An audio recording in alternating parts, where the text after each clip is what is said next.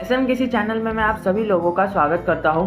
दोस्तों, कल एक वीडियो बनी थी इंडियन इन्फोटेक के बारे में और उस पर हमने पूरी डिटेल एनालिसिस की थी। तो अगर आपको वो देखना है, आई बटन डिस्क्रिप्शन बॉक्स और एंड स्क्रीन पर मिल जाएगी। उसको छोड़ते हैं, पहले हम यहाँ पर देखते हैं कमेंट आया है। बहुत ही अच्छा कमेंट है, दिल को छू जाने वाला कमेंट है। यहाँ पर लिखा है कि भाई फरवरी से कंपनी न्यू बिजनेस में यानी एनबीएफसी में काम कर रही है। ओके, एनबीएफसी मैंने कल ही के दिन समझाया था, बट कई सारे लोग होंगे जो पिछली वाली वीडियो को ना देखे, तो मैं आपको बता देता हूँ। एनबीएफसी मतलब नॉन बैंकिंग फाइनेंशियल कॉर्पोरेशन, मतलब वो फाइनेंस की फैसिलिटी प्रोवाइड करती है। अब फाइनेंस के नाम से हमारा सबसे पहला जो हमारे दिमाग में आता है वो आता है बैंक। अब ये है ना, बैंक नहीं है इंडियन इन्फोटेक, बट ये नॉन बैंकिंग फाइनेंशियल कॉर्पोरेशन है। फाइनेंस प्रोवाइड करती है बट बैंक नहीं है। पर डरने की कोई ज़रूरत नहीं है, ये आरबीआई से लिस्टेड रहती है। बैंक भी आरबीआई से लिस्टेड रहती है और ये एनबीएफसी भी आरबीआई से लिस्टेड रहती है। ये बजाज फिनसर्व जैसी बड़ी बड़ी कंपनीज भी है ना, एनबीएफसी है, और बजाज फिनसर्व तो हमारे इंडियन इंडाइसेस में भी है।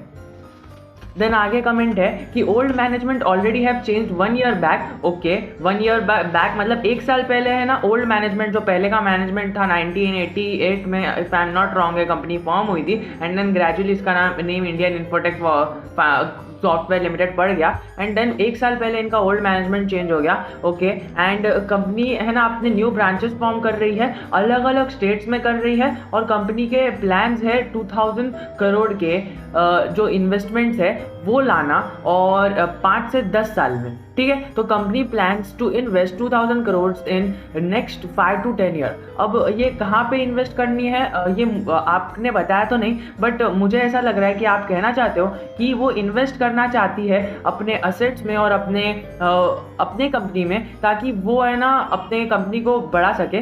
This is the main motive why any company invest. Okay, तो ये छोटी कंपनी से जो स्मॉल कैपिटल कंपनी है, अब इसको अगर मिड कैप और लार्ज कैप में जाना होगा तो इसे अपनी जो फाइनेंसेस है उसको मैनेज करना होगा और खुद ही में इन्वेस्ट करना होगा, ताकि वो आगे जाके अच्छी बड़ी ब्रॉडर इंडाइसेस में एंटर हो सके। फॉर एग्जांपल एनएसई, यानी एनएसई आपको पता है एशिया का जो इंडिया का सेकेंड जो है, मतलब पहले बॉम्बे स्टॉक एक्सचेंज आता है, फिर एनएसई आता है, तो मेजर एक्सचेंजेस है। तो एनएसई में लिस्ट होने की भी तैयारी कर रही है और जल्दी ही हो जाएगी। और 200 करोड़ का ये जो अपना 5 से 10 साल में इन्वेस्ट करने वाले हैं ना, ये 200 करोड़ 5 से 10 साल में इन्वेस्ट करने वाले हैं, तो ये कंपनी को फायदा भी 5 से 10 साल में होगा। तो अगर आपको कंपनी में इन्वेस्ट करना है, आपको फाइनेंस पता है कि आपको पता है कि फाइनेंस का भी कितना अच्छा स्कोप रहने वाला है। कोरोना वायरस के बाद बहुत सारी चीज़ें चले गई है और न्यू चीज़ें अडॉप्ट हुई है। फॉर एग्जाम्पल फाइनेंस हुआ है, 5G होगा, फिर बाद में इन्वेस्टमेंट्स होगी, सेकेंडली ये इलेक्ट्रिक कार्स होगी, पेट्रोल का दाम जो भी है, इथेनॉल का भाव बढ़ जाएगा, शुगर सेक्टर बढ़ जाएगा।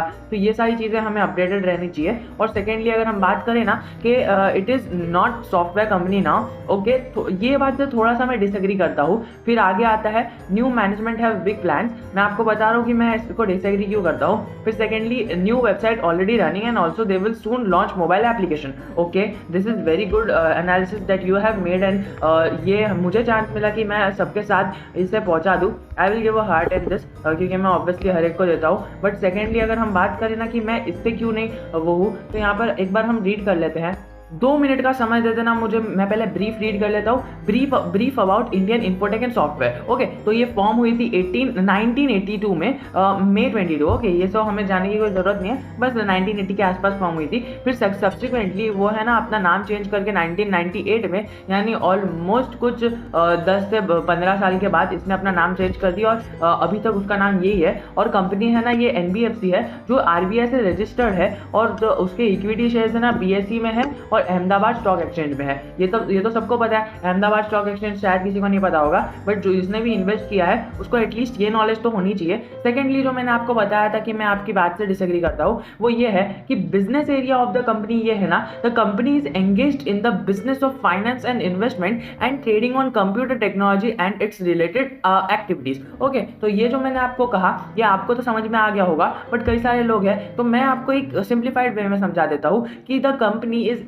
Engaged in the business of finance and investment. मतलब क्या हुआ, फाइनेंस और इन्वेस्टमेंट, अभी एनबीएफसी फॉर्म हो गई है, यानी नॉन बैंकिंग फाइनेंशियल कॉर्पोरेशन होता है ना, तो फाइनेंस से रिलेटेड काम करती है। सेकेंडली बात करें फाइनेंस से, फाइनेंस में इन्वेस्टमेंट भी आ गया, तो इन्वेस्टमेंट एंड फाइनेंस के बारे में बात हो गई। ये और ये जो सेकेंडली है ना, वो है ना कंप्यूटर टेक्नोलॉजी के अंदर भी है। और ये ऐसा क्यों है पता है, क्योंकि ये कंप्यूटर टेक्नोलॉजी और फाइनेंस को मिक्स करके जो कॉम्बिनेशन बना रहे हैं ना, वो एक इकलौती कंपनी है जो इसके पास है। बिकॉज इसको कंप्यूटर टेक्नोलॉजी का इतने सालों से जो एक्सपीरियंस है, वो अपने फाइनेंस के बिजनेस में इसे लगा कर जो ये मिक्सचर बनाएगी ना, और ये उसी के रिलेटेड है। बिकॉज आपको पता है कि टिकर डॉट फिनोलॉजी में आपको सारी लेटेस्ट न्यूज़ मिलती है और एकदम सिंप्लीफाइड मैनर में मिलती है। तो यही लेटेस्ट न्यूज़ है कि यहाँ पर कंपनी है ना, ये जो है कुछ 22 जुलाई को यहाँ पर आई थी कि बोर्ड मीटिंग्स उसकी होने वाली है, और उसके अंदर भी ये सारी चीज़ें उन्होंने क्लियर की,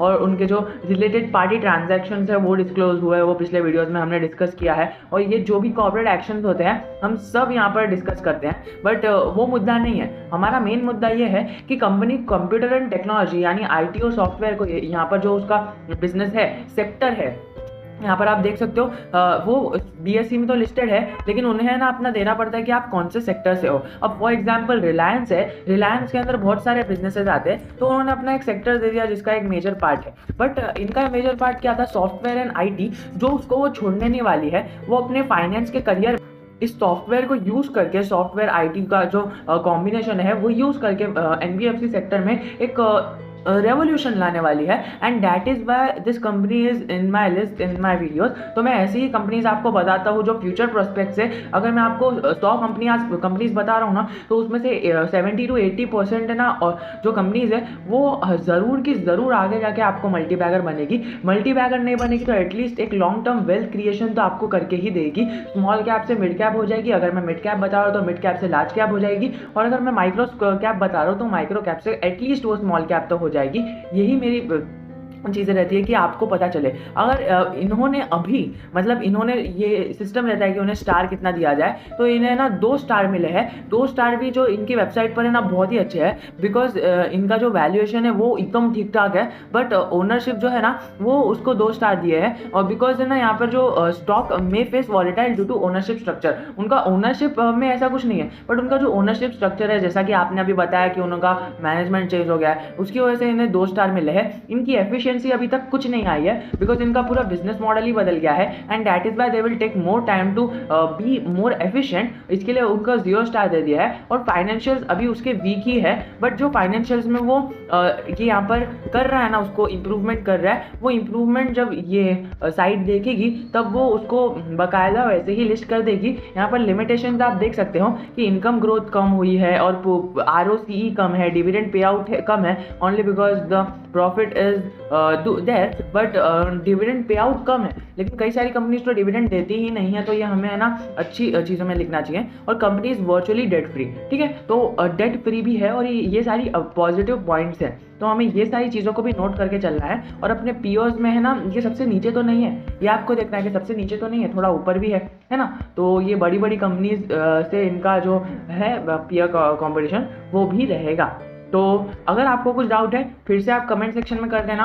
अगर मुझे ऐसा रहेगा कि कमेंट सेक्शन में मैं डिटेल में समझा सकता हूँ तो मैं कमेंट में ही समझा दूंगा, बट मैनी टाइम्स वो इतनी डिटेल डिस्कशन रहती है ना कि मुझे लगता है कि यार वीडियो बना के आपको बता ही दिया जाए, मेरा व्यू रख दिया जाए। क्योंकि मैं तो ऐसा नहीं हूँ कि मैंने एक बार बता दिया तो वही चीज़ होने वाली है। मैं आपको डेटा के बेस पे एनालाइज करके बताता हूँ। तो आशा करता हूँ आपको वीडियो पसंद आया होगा। I am always a comment away from you. जय हिंद, जय भारत।